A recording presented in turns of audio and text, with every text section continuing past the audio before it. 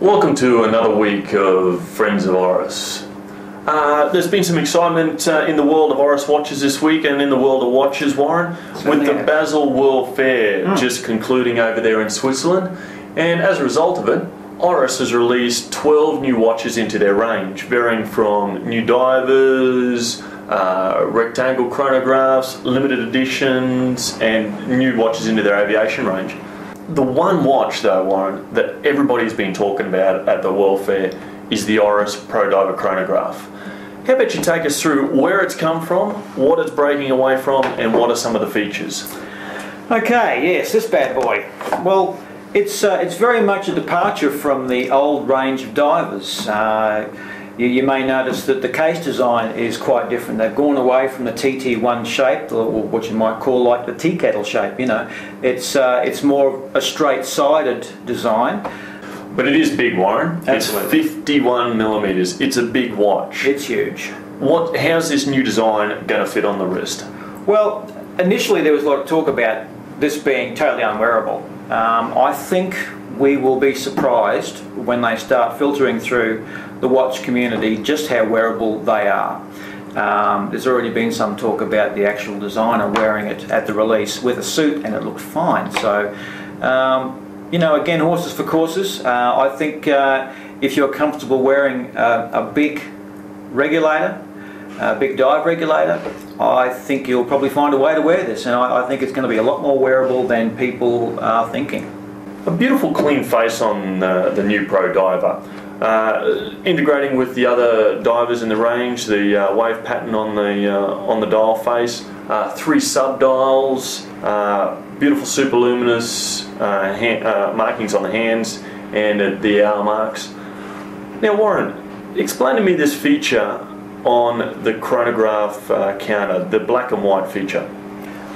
You'll probably notice that there's a bit more detail on the face in your minute and your hour subdials. The minute subdial has an outer colour and an inner colour. The hour subdial has almost like a tiger stripe pattern, if you like. You've got your light and your dark sections, which equate to the half hours.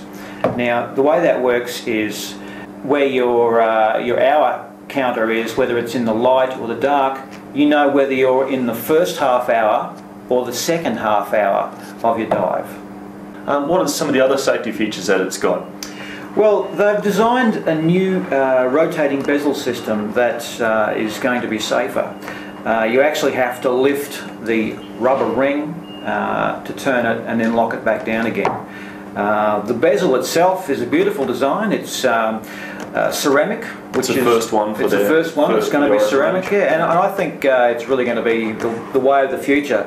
Also, even though we haven't seen the actual watch yet, just looking at this brochure here, the design and the detail on the bezel just look fantastic. And stemming from the fact that all the other 1,000-metre rated divers tend to have the helium release valve, there is a slight difference with this one. And what is it, Smithy? It's got an automatic helium release valve, okay? So divers who spend quite a bit of time underwater in a diving belt don't have to continually regulate their watch by releasing helium through the helium valve. The watch will do that itself. Other safety features that are incorporated into this watch, the sliding sledge clasp on the clasp, which allows for finite adjustment of your strap, as well as a patented anchor system on the end of the rubber strap, so you can't accidentally dislodge your watch and lose it into the great depths of the oceans. Good design. Another interesting feature on this watch, it has an engraved back. Now, it has a scale engraved on it, which is actually a conversion scale between metres and feet, so that when you're actually planning a dive, depending on what country you're in, whether they work in metres or feet, you can use this to help plan your dive.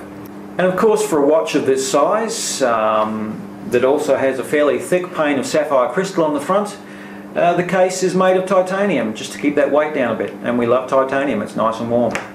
Well, that's an exciting development in the world of Oris dive watches, Warren. It's a real change from what they've previously done. It is, you know, an awful lot of design work has gone into this. It's a complete departure from the TT1 case design. So, like usual, get onto the Oris forum and have a chat to the guys and people out there, and we'll see you guys next week. See you later. Just terrible beginning. I had one thing to do. Yes, and no. Yeah, two things. Titanium, sapphire crystal. What were we throwing? You were starting that out? No. I was going to the regular. I know. talk about the helium valve. Yeah. The ProDiver chronograph. Yeah. Now, Warren, have a chat. Lost my train of thought. Where was I going with that? Don't know. And I think we might have a competition on the forum at some stage to see how fast you can say sliding sledge class. A safety catch on the rubber sliding on the